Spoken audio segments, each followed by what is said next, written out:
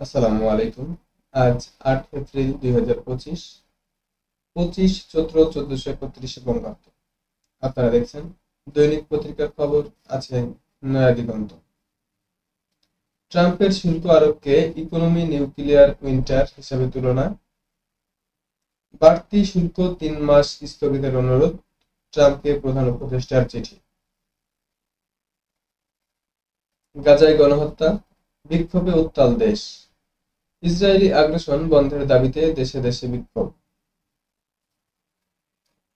ঢাকায় ধারণ ক্ষমতার বেশি স্থাপনা, প্রতি বছর বাড়ছে লাখের বেশি। গাজায় নির্বিচারে বিমান হামলার লক্ষ্য জাতিগত নিধন, বলছেন পররাষ্ট্র উপদেষ্টা। সংবাদ সম্মেলনে বিটা চেয়ারম্যান বলেন, বিনিয়োগ সম্মেলনে ব্যাপক সাড়া।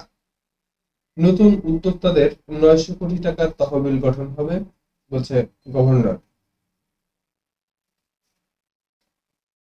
যুক্তরাষ্ট্রের সাথে সকল নন ট্রাফিক বাধা দূর করা হবে, বলছেন বাণিজ্য উপদেষ্টা। আওয়ামী লীগ নিষিদ্ধকরণের দাবি জোরালো হচ্ছে। এই ছিল নয়া দিগন্তের প্রধান খবর। প্রতিনিয়ত আপডেট খবর জানতে আমাদের পেজটি ফলো করুন, আমাদের সাথেই থাকুন। সকলকে ধন্যবাদ। আসসালামু আলাইকুম।